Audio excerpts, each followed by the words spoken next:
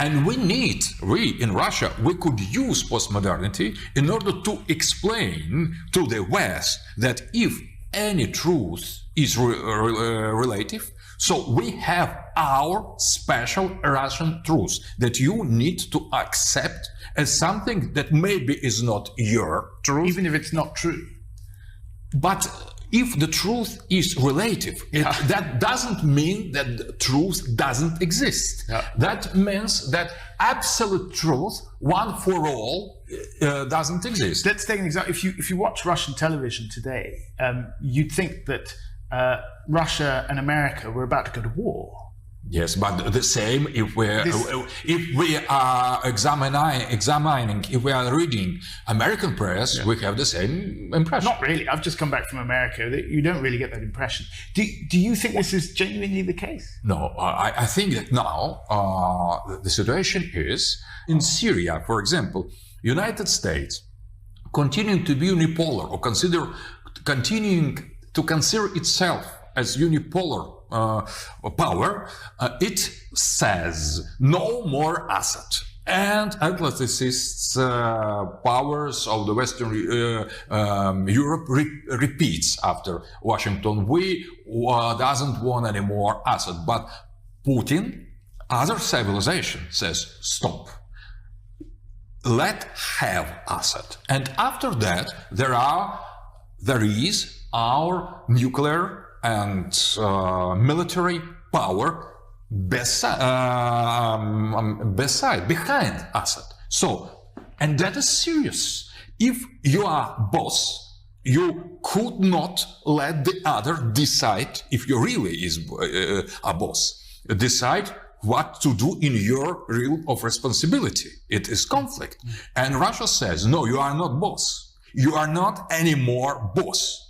That's very serious. It is.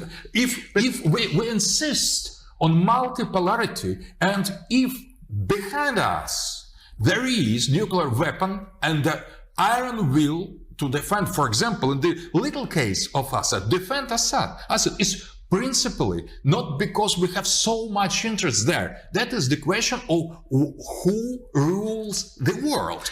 That is the problem. So that's possible war. Only war could decide really who is the boss. Do you think that's really a possibility? If United States doesn't want to start a war, United States should recognize openly for all humanity, all mankind, that United States is not anymore unique master. So let recognize that there will be no war. But we understand our position is that we are going to fight up to the end in order to show to everybody that United States is not any more unique master. It's very serious, because we are seriously going to show and to confirm that we are entering in a multipolar world. And the situation in Syria, on Ukraine, and anywhere else, that's only the case to prove that. We don't want that, but we understand that if we will be not ready to pay all the price for that, we could not gain. So Ukraine and Syria are all about proving to America that they're not the boss. Yes, absolutely. That they are not unique boss. Can I ask you a personal question? When you watch the news on Russian television, do you believe what you see? Absolutely, because... Really? You're an intelligent man. Surely you can't believe because some of the most outlandish things. No. Absolutely. Postmodernism teaches us to understand, or sociology. I'm sociologist as well. And what is total fact? According to Durkheim, total fact. The founder of sociology, Emil Durkheim, affirmed that total fact, it is the fact the society believes in. So if enough people believe it, it'll become true? No, the truth is the question of belief. And postmodernity shows that every so-called truth is the matter of believing. So we believe in what we do, we believe in what we say, and that is the only way to define the truth. The truth is the matter of belief. And that is not only our position, because when I see Western media, I ask myself how the people could lie in such way. They lie about everything in the world. But after that, I say to myself, stop. That is not lie. It is their truth. But wait, they are completely convinced that their truth. I work in the Western media. I'm a reporter. I go out on the ground. I report what I see. Nobody tells me from on high. No. There is no such thing. The fact, it's on always interpretation. There is no such things as a fact. Wittgenstein has proven that. There is no fact, there's only interpretation. You see because you interpret this or so. Our manner of thinking of any man, of any culture, of any civilization, it deals only with interpretation. You cannot see nothing without interpretation. What you see, it's interpretation. I see you can argue that philosophically, but it is not. If somebody flies an airplane and drops a bomb on a building in Aleppo, somebody's dropped that airplane. Somebody's dropped that bomb. Who has fixed that? Whose airplane is it? What is the bomb? What is the quarter the bomb is falling on? What are the people? Yeah. And there begins our interpretation, because it is the war. It is very difficult to go in it to see and to prove. For you, any bomb falling is a Russian bomb.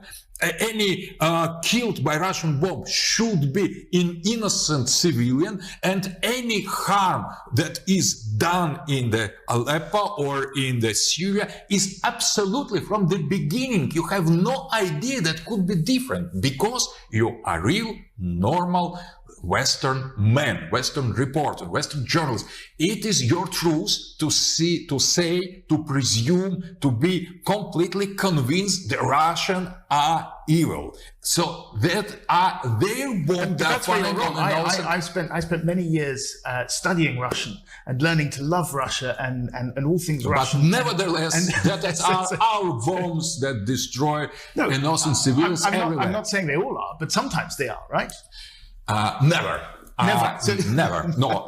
Not only American marionettes of ISIS and the other Jabhat al-Nusra bombs are killing innocent civilians. Because those are the only ones that are killing. That's our interpretation, our vision. But you can't really believe that. I mean, I don't believe it. I don't believe that that Russia is responsible for all the destruction. Neither do I believe it's responsible for none of the destruction. I mean, it's just not credible.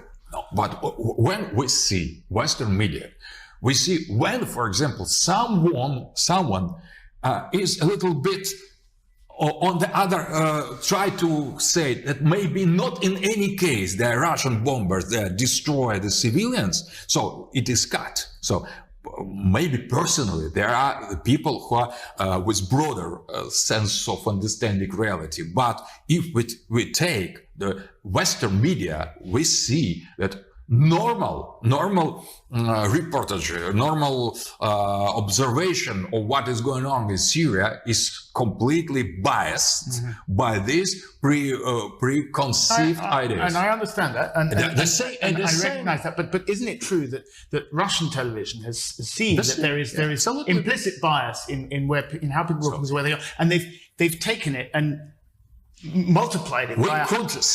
We could speak on two levels. Yeah. If you affirm that the West says the truth and Russia says lie, I would respond, Russia says truth, right. That this truth is absolute truth, and the West says lie. Okay, so we're playing a chess here. If I say to you, Western journalists are often biased and mistaken, but they try to tell the truth, whereas Russian TV has gone through the other side. No. And if you say that, and they're not even trying to tell the truth. If you say that Western TV is sometimes biased, sometimes not. I would say Russian TV is sometimes biased, sometimes not. If you say we are sometimes not biased, but you are always biased, I would say exactly. You are sometimes biased, we are sometimes we're not always biased. exactly equal.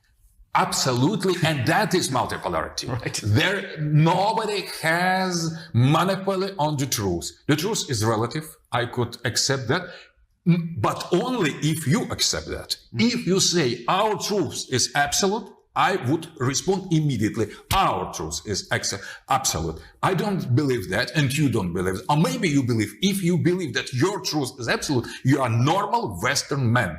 But normal I Western... don't believe anyone's truth is absolute. Okay, we could agree on that at least.